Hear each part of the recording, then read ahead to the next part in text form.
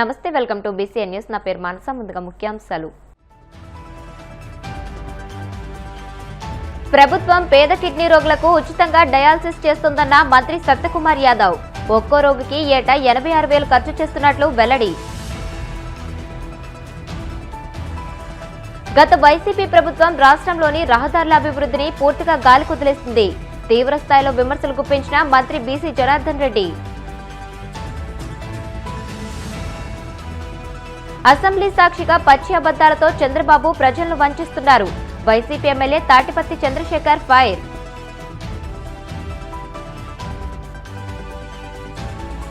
ప్రధాని మోదీకి ఇజ్రాయెల్ పాలస్తీనాల నుంచి అత్యున్నత పురస్కారాలు. పార్లమెంట్ నెసెస్ నుంచి ప్రత్యేక మెడల్ అందుకున్న తొలి వ్యక్తిగా రికార్డ్. పేద కిడ్నీ రోగులకు ప్రభుత్వం ఉచితంగా డయాలసిస్ చేస్తోందని వైద్య ఆరోగ్య శాఖ మంత్రి సత్యకుమార్ యాదవ్ చెప్పారు. శాసన మండలిలో టీడీపీ సభ్యులు అడిగిన ప్రశ్నకు మంత్రి సమాధానమిస్తూ 21,504 మంది కిడ్నీ రోగులు ఉచితంగా డయాలసిస్ సేవలు పొందుతున్నారని తెలియజేశారు. గత 20 నెలల్లో సెకండరీ ఆసుపత్రిలో కొత్తగా 14 డయాలసిస్ కేంద్రాలు ప్రారంభించామని, త్వరలో మరో 11 కేంద్రాలు అందుబాటులోకి తెస్తామని చెప్పారు. ఒక్కో రోగికి ఉచిత డయాలసిస్ సేవలకు ప్రభుత్వం ఏటా 86,000 ఖర్చు చేస్తుందని అన్నారు. కిడ్నీ రోగులకు పెన్షన్తో పాటు మందులు కూడా ఉచితంగా ఇస్తున్నామని చెప్పారు. అతిసార వ్యాధిపై వైసీపీ సభ్యులు అడిగిన ప్రశ్నకు మంత్రి స్పందిస్తూ మంచినీరు కలుషితం కాకుండా, డయేరియా కేసులు ప్రబలకుండా ప్రభుత్వం అన్ని చర్యలు తీసుకుంటుందని చెప్పారు. గౌరవ సభ్యులు అడిగిన ప్రశ్నకు సమాధానం శాశ్వత పరిష్కారం కోసం ఉద్యానంలో శాశ్వత పరిష్కారం కోసం కొన్ని హార్వర్డ్ యూనివర్సిటీ కానీ ఇతర యూనివర్సిటీలతో ఎంఓయూ కుదుర్చుకోవడం జరిగింది. దానికి కారణాలు ఏంటనే విషయాన్ని కూడా పరిశీలించడం జరుగుతూ ఉన్నది అధ్యక్ష. రెండవ ప్రశ్న వారు అడిగింది పబ్లిక్ ప్రైవేట్ గవర్నమెంట్ పబ్లిక్ సెక్టార్లో ఉన్నాయా, ప్రైవేట్ సెక్టార్లో ఉన్నాయా అని అడిగారు. మొత్తం 2,721 మెషన్స్, డయాలసిస్ మెషన్స్ వాళ్ళ రాష్ట్రంలో ఉన్నాయి అధ్యక్ష. దాంట్లో 985 గవర్నమెంట్ హాస్పిటల్స్లో ఉన్నాయి, 1736 175 నెట్వర్క్ హాస్పిటల్స్లో ఉన్నాయి అధ్యక్ష. తర్వాత మెడిసిన్స్, కన్జ్యూమబుల్స్ గురించి అడిగారు. అటువంటి సరఫరాలో ఎటువంటి ఆటంకం లేకుండా సరఫరా చేయడం జరుగుతుంది అధ్యక్ష. హెచ్ఐవి హెచ్పివి పేషెంట్స్ గురించి ప్రత్యేకంగా ప్రతి డయాలసిస్ సెంటర్లో కూడా ప్రత్యేకంగా బెడ్ ఒకటి ఉంచడం జరుగుతుంది. టోటల్ పేషెంట్స్ ఎంతమంది అడిగారు. రాష్ట్రంలో సీకేడీతో బాధపడుతున్న టోటల్ పేషెంట్స్ 21,504 మంది ఉన్నారు అధ్యక్ష. దీంట్లో ప్రభుత్వ రంగంలో రిజిస్టర్ అయిన వాళ్ళు 8,692, అదేవిధంగా ప్రైవేట్ సెక్టార్లో రిజిస్టర్ అయిన వాళ్ళు 12,912 ఉన్నాయి అధ్యక్ష. అయితే ఈ గౌరవ సభ్యులకి దృష్టికి తేవలసింది ఏంటంటే అధ్యక్ష, ఈ 20 నెలల్లో 14 డయాలసిస్ సెంటర్ని రాష్ట్ర వ్యాప్తంగా మంజూరు చేయడం జరిగింది అధ్యక్ష. 11 ఇప్పుడు ఇంకా కొత్తగా టెండర్ ప్రక్రియలో కూడా ఉన్న విషయం నేను వారి దృష్టి తెస్తున్నాను. మీరు గతంతో పోలిస్తే సెషన్స్ కూడా మెషన్స్ పెరిగాయి, సెషన్లు కూడా పెరిగాయి అధ్యక్ష. గతంలో ప్రభుత్వం వచ్చే నాటికి 555 మెషన్లు ఉంటే రాష్ట్ర వ్యాప్తంగా ఇప్పుడు 726 మెషన్లు అయ్యాయి. నెలకి 40,000 సెషన్లు జరుగుతూ ఉండేవి అధ్యక్ష. ఇవాళ ప్రభుత్వం తీసుకున్న చర్యల కారణంగా నెలకి 66,000 సెషన్లు జరుగుతున్నాయి. ఉదాహరణకు చెప్పాలంటే 23-24లో 10,24,000 సెషన్లు జరిగాయి. దాని తర్వాత పెరుగుతూ వచ్చి ఈ సంవత్సరం 10 నెలల కాలానికి 13 లక్షల సెషన్లు, 13,75,706 సెషన్లు జరిగాయి అధ్యక్ష. అంటే రాష్ట్రంలో ఉంటున్న సికెడీతో బాధపడుతున్న పేషెంట్లకు పెన్షన్ ఇవ్వడమే కాకుండా వారిని ఆదుకునే దిశగా డయాలసిస్ సెంటర్లు పెంచడం, అదేవిధంగా సెషన్స్ కూడా పెంచే దిశగా కూడా ప్రయత్నం చేస్తున్నాం. దాంట్లో భాగంగా ప్రధానమంత్రి నేషనల్ డయాలసిస్ ప్రోగ్రాంలో భాగంగా పీపీపీ కింద కేంద్ర ప్రభుత్వం కూడా సహకారం అందిస్తూ ఉంది అధ్యక్ష. దాని కారణంగా ఇటువంటి చర్యలు తీసుకోగలిగాం. ధన్యవాదాలు అధ్యక్ష. మంత్రి గారు, ఇప్పుడు డయాలసిస్ చేసుకునే వాళ్ళకి పెన్షన్స్ ఇస్తున్నారు కదండి, దాంట్లో చాలా అంటే మళ్ళీ గవర్నమెంట్ ఆ ఓపెన్ చేసే వరకు కూడా ఇవ్వలేకపోతున్నారు. ఇంకా 675 మంది పేషెంట్లకి ఇవాళ పెన్షన్ 10,000 పెన్షన్ వస్తుంది అధ్యక్ష. దాంట్లో ఏంటంటే వాళ్ళ సీరం జిఎఫ్ఆర్ కానీ సీరం క్రియాటిన్ లెవెల్స్ ఎంత ఉన్నాయనే దాన్ని బట్టి వీళ్ళు పెన్షన్ అర్హులా కాదా అనేది. ఇక్కడ ఏంటంటే డయాలసిస్ జరిగేటప్పుడు సీరం క్రియాటిన్ నార్మల్గా వస్తుంది. అవును. మళ్ళీ 2 రోజులు పోయిన తర్వాత క్రియాటిన్ పెరుగుతూ ఉంటుంది. అంచేత అది నార్మల్గా ఉందనేటటువంటి నెపంతో పెన్షన్ ఇవ్వట్లా. 1. 2, ట్రాన్స్ప్లాంట్ పేషెంట్లకి పెన్షన్ ఇచ్చేవాళ్ళు. ట్రాన్స్ప్లాంట్ పేషెంట్లకి పెన్షన్ ఇచ్చటం అంటే ఎందుకు ఇచ్చేవాళ్ళు అంటే, ట్రాన్స్ప్లాంట్ అయిన తర్వాత చాలా విపరీతమైనటువంటి మెడికేషన్ ఉంటుంది, చాలా ఖర్చుతో కూడుకున్నది. అప్పుడు మేము గతంలో కూడా మాట్లాడినప్పుడు ట్రాన్స్ప్లాంట్ పేషెంట్లకి 10,000 రూపాయలు పెన్షన్ ఇచ్చారు.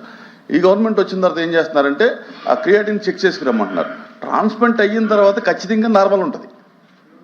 నార్మల్ ఉంది కాబట్టి వాళ్ళకి పెన్షన్ ఇవ్వనేటటువంటి ఒక నిబంధన ఉంది. అది కాకోకుండా నెలకొచ్చి ఒక 40,000 50,000 మందులు అవుతాయండి ట్రాన్స్ప్లాంట్ చేసుకున్న వాళ్ళకి. అలాగే డయాలసిస్ చేసుకున్న వాళ్ళకి ఏమవుతుంది, డయాలసిస్ చేసుకున్న రోజు మరుసటి రోజు కూడా క్రియాటిన్ లెవెల్స్ క్లియర్గా ఉంటాయి. ఆ సర్టిఫికేట్ తెమ్మంటే ఆ ఇద్దరు కూడా ఆ సర్టిఫికేట్ తేలేరు. వీటి మీద దాదాపు సగటున ఒక్కొక్క పేషెంట్ మీద సంవత్సరానికి 86,000 రూపాయలు ఖర్చు పెట్టడం జరుగుతుంది అధ్యక్ష. 20 నెలల్లో 224 కోట్లు కూడా ఖర్చు పెట్టడం జరిగింది. ఈ క్రియాటినిన్ లెవెల్స్ 2 నుంచి 5 స్కేల్ ఉంటుంది, వాటిని ఆధారంగా చేసుకుని చేస్తారు. అయినప్పటికీ మీరు చెప్పిన దాన్ని నేను పరిశీలన అధికారులతో ఒకసారి పరిశీలించమని చెప్తాను. ధన్యవాదాలు. భోగాపురంలోని అంతర్జాతీయ విమానాశ్రయం అభివృద్ధి పనులు త్వరలో పూర్తి కానున్నాయని మంత్రి బీసీ జనార్దన్ రెడ్డి చెప్పారు. వైసీపీ సభ్యులు అడిగిన ప్రశ్నకు మంత్రి సమాధానమిచ్చారు. రాష్ట్రంలో పోర్టులు, హార్బర్ల ప్రైవేటీకరణపై ప్రభుత్వం ఎలాంటి ప్రతిపాదనలు చేయలేదని స్పష్టం చేశారు. గత వైసీపీ ప్రభుత్వం రాష్ట్రంలోని రహదారుల అభివృద్ధిని పూర్తిగా గాలికొదిలేసిందని విమర్శించారు. జగన్ పాలనలో రోడ్లపై పడిన పెద్ద పెద్ద గుంటల్లో ప్రజలు వరి నాట్లు వేసి నిరసన తెలియజేశారని గుర్తు చేశారు. కూటమి అధికారంలోకి వచ్చిన తర్వాత రహదారుల అభివృద్ధికి అత్యంత ప్రాధాన్యమిచ్చి నిధులు విడుదల చేయడంతో ఏడాదిలోనే అన్ని రహదారులు యుద్ధ ప్రాతిపదికన మరమ్మతులు చేశామని అన్నారు. దాదాపుగా 12 మంది సభ్యులు ఈ రోజు మాట్లాడడం జరిగింది అధ్యక్ష. ఆ సభ్యుల ఆవేదన, గత పాలకుల నిర్లక్ష్యం వలన ఈ మాట్లాడిన సభ్యులందరిది కూడా ఏదైతే మాట్లాడారో ఆ సభ్యులకంతా కూడా కొంత ఆవేదన, కొంత ఆనందం అధ్యక్ష. ఎందుకు ఆవేదన, ఆనందం అని చెప్తున్నానంటే గత ప్రభుత్వంలో జరిగినటువంటి ఈ యొక్క రోడ్ల మీద జరిగినటువంటి ఏవైతే ఉన్నాయో రహదారులన్నీ కూడా నిర్లక్ష్యానికి కారణమై కూటమి ప్రభుత్వం ఏర్పడిన తర్వాత గౌరవ ముఖ్యమంత్రి గారు R&B శాఖకు ఒక ప్రత్యేక స్థానం కల్పిస్తూ ఏది ఏమైనా కూటమి ప్రభుత్వానికి ప్రజలు బ్రహ్మరథం పట్టారు. మనం అన్ని విధంగా ఈ రహదారులను బాగు చేయాలనేటువంటి ఒక దృఢ సంకల్పంతో మాకు ఒక బాధ్యత ఒప్పజెప్పడం జరిగింది అధ్యక్ష. మెరుగైన రహదారుల నిర్మాణము, పారిశ్రామిక ప్రగతితో పాటు సమగ్రాభివృద్ధి, పెట్టుబడులు దారితీస్తుందని బలవంగా విశ్వసించే నాయకత్వం మా గౌరవ ముఖ్యమంత్రి శ్రీ నారా చంద్రబాబు నాయుడు గారి అధ్యక్ష. గత 3 దశాబ్దాలలో దేశంలోనే మెరుగైన రహదారులకు నిర్మాణం ఆంధ్రప్రదేశ్లోనే జరిగిందని యావత్ ఆంధ్రప్రదేశ్కంతా తెలుసు. ఉమ్మడి రాష్ట్రానికి కూడా గతంలో చూశారు అధ్యక్ష. మౌలిక సదుపాయాల కల్పన పట్ల ఎక్కువ మక్కువ అధ్యక్ష. ఎందుకంటే రహదారులు బాగుంటే, మౌలిక వసతులు బాగుంటే పరిశ్రమలు వస్తాయి, టూరిజం పెరుగుతుంది, అన్ని వసతులు బాగుండేప్పుడు అన్ని రకాలుగా బాగుంటుంది అనేటువంటి ఉద్దేశంతో ఎప్పటికీ కూడా ఈ రోడ్ల మీదనే ఎక్కువ చర్చ జరుగుతూ ఉంటుంది మా గౌరవ ముఖ్యమంత్రి గారు అధ్యక్ష. తెలుగుదేశం పార్టీ పాలనలో మన సరిహద్దు రాష్ట్రాలు సైతం నాడు మేము చేసినటువంటి గత ప్రభుత్వంలో ఉన్నప్పుడు, అధికారంలో ఉన్నప్పుడు పక్క రాష్ట్రాలు సైతం ఇక్కడికి వచ్చి మేము చేపట్టే రోడ్లు ఏ విధంగా ఉన్నాయి, ఏ ప్రాజెక్టులను దేని కింద చేస్తున్నారని చెప్పి ఆ రోజు చేయడం జరిగింది అధ్యక్ష. ఇక్కడ ఒక విషయం చెప్పాలి అధ్యక్ష. నాడు వైఎస్ జగన్మోహన్ రెడ్డి గారు ముఖ్యమంత్రిగా ఉన్నప్పుడు ఆయన స్నేహితుడు కేటీఆర్ గారు కూడా విమర్శలు చేయడం జరిగింది అధ్యక్ష. ఎన్నో చోట్ల మనం కూడా చూసాము. ఆంధ్రప్రదేశ్ రోడ్ల మీద జరిగినటువంటి అవహేళన, బాధాకరంగా మాట్లాడము. సొంత స్నేహితుడే అధ్యక్ష. వాళ్ళ కుటుంబ సభ్యులు వాళ్ళు బిర్యానీలు తింటారు, వాళ్ళ ఇంటికి ఆయన పోతాడు, వీళ్ళ ఇంటికి ఆయన వస్తాడు. ఆయన కూడా ఇక్కడ ప్రజలు చెప్పినటువంటి విషయాన్ని, వాళ్ళ స్నేహితులు చెప్పిన విషయాన్ని కూడా ఆ రోజు గుర్తు చేసినటువంటి విషయాన్ని ఈరోజు తమరి దృష్టికి తెస్తున్నాను అధ్యక్ష. 2014-19 మధ్య టీడీపీ ప్రభుత్వం హయాంలో రహదారుల అభివృద్ధికి 14,970 కోట్ల రూపాయలు ఆ రోజు మేము కేటాయించడం జరిగింది అధ్యక్ష. వాటిలో 81% అప్పుడు ఖర్చు పెట్టాము అధ్యక్ష. మేము తెలుగుదేశం ప్రభుత్వం 2014-19లో 81%, దాదాపుగా 12,000 చిల్లరకు పైగా ఖర్చు పెట్టి చుట్టుపక్కల రాష్ట్రాలు కూడా ఇక్కడికి వచ్చి చూసే విధంగా తయారు చేయడం జరిగింది అధ్యక్ష.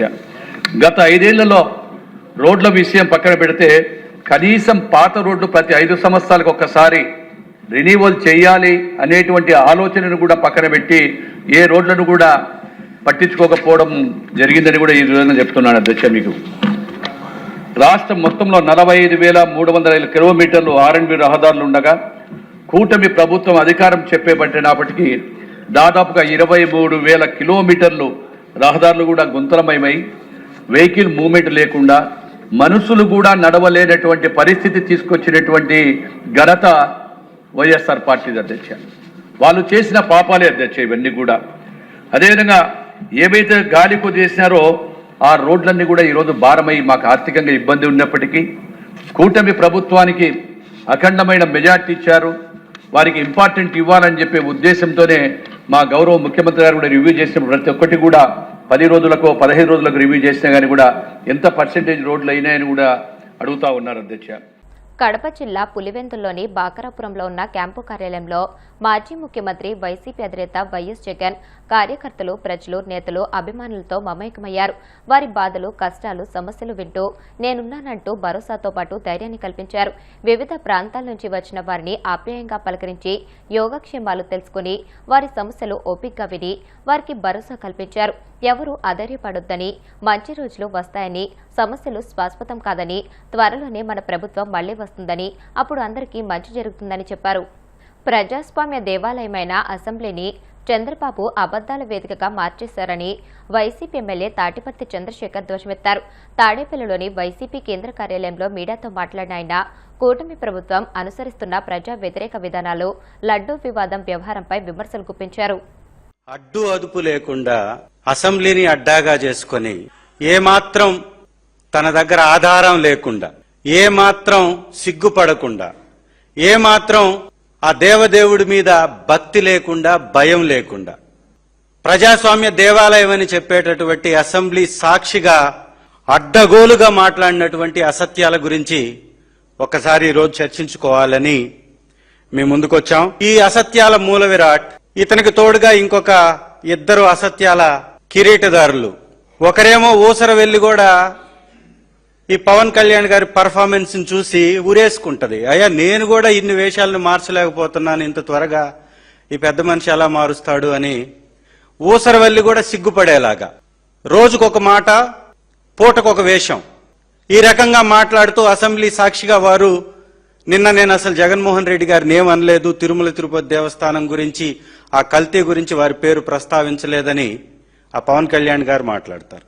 ఇంకొక మూల విరాట్, డబ్బే ధనార్జనే లక్ష్యంగా పులకేశ్ గారిని మైమరిపిస్తున్నటువంటి లోకేష్ గారు.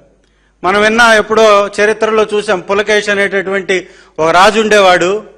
విచిత్రాలు, వింతలు, చాతగాని వ్యవహారాలు, విడ్డూరమైనటువంటి ప్రకటనలు ఇవన్నీ చేస్తూ ఆ పేరుగాంచినటువంటి పులకేశ్ గారు, వారిని తలదన్నే విధంగా ఈ లోకేష్ గారు ఈ వేషాలు, ఈ అబద్ధాలు, ఈ అసత్యాలు, అసెంబ్లీలో మాట్లాడుతున్నటువంటి ఈ కార్యక్రమాలు, కౌన్సిల్లో చర్చ పెట్టండి అంటే కౌన్సిల్లో పెట్టకుండా సొంత డబ్బా కొట్టుకోవడానికి అసెంబ్లీలో 4 గంటలు చర్చించారు. ఏం చర్చించారు వీళ్ళు? కొంచెమన్నా జ్ఞానంతో మాట్లాడాలి కదా. ఒక పెద్ద మనిషి, 40 సంవత్సరాల పైన రాజకీయ అనుభవం కలిగినటువంటి మనిషి శ్రీ జగన్మోహన్ రెడ్డి గారు, వైఎస్ఆర్ కాంగ్రెస్ పార్టీ మాజీ ముఖ్యమంత్రి వర్యులు, అధ్యక్షులు వర్యులు, వారు కొన్ని మీ మీద ఆధారాలతో కూడినటువంటి ఆరోపణలు చేశారు. చంద్రబాబు అనేటటువంటి వ్యక్తి అడ్డదారుల్లో డబ్బు సంపాదించటం కోసం ఈ రాష్ట్రంలో ఉన్నటువంటి అన్ని డైరీలతోటి లోపాయికారి ఒప్పందాలు చేసుకొని ఆ డైరీలకి లాభం చేకూరే విధంగా 300 రూపాయల నెయ్యిని 658 రూపాయలకి అమ్ముకోవటానికి అడ్డదారుల్లో నిబంధనలను సడలించి 800 కిలోమీటర్ల లోపలున్నటువంటి కంపెనీలకే ఇవ్వాలనేటటువంటి నిబంధన ఉన్నా కూడా 850 కిలోమీటర్ల పైనున్నటువంటి ఇందాపూర్ అనేటటువంటి తన భాగస్వామి అయినటువంటి లేదా తన సొంత మ్యానుఫ్యాక్చరింగ్ యూనిట్ అయినటువంటి ఇందాపూర్కి కట్టబెట్టాడు. గతంలో 321 రూపాయలకు ఉన్నటువంటి నెయ్యిని ఈ రోజు 658 రూపాయలకి విక్రయిస్తున్నాడు. లీటర్ మీద 400 రూపాయలు దోచుకుంటున్నాడు, దగా చేస్తున్నాడు. ఈ దగా కోసం వేసినటువంటి ఒక తప్పుడు ప్రచారమే, తప్పుడు విత్తనమే ఈ కల్తీ అనేటటువంటి వ్యవహారము అని వారు ఆరోపణలు చేశారు. చెప్పారా సమాధానం మీరు? హెరిటేజ్ కి, ఇందాపూర్ కి ఉన్నటువంటి అక్రమ లావాదేవీల గురించి చెప్పారా? అక్రమమేంది, సక్రమమే కదా. వెబ్సైట్ లో మ్యానుఫ్యాక్చరింగ్ యూనిట్ అంటే ఏంటి? మీ తయారీ సంస్థ కదా. మీ తయారీ సంస్థ అయినటువంటి ఇందాపూర్ డైరీకి 658 రూపాయలకి నెయ్యి ఎందుకు ఇచ్చారు? ఇప్పుడు గతంలో 321 రూపాయలకి అది నెయ్యి సప్లై చేసింది కదా. మరి అప్పుడేమన్నా జంతువుల కొవ్వు, పంది కొవ్వు, చేప నూనె అప్పుడు సప్లై చేస్తే ఇప్పుడేమన్నా నెయ్యి సప్లై చేస్తుందా? ఇప్పుడు కాసేపు ప్రకటనలు.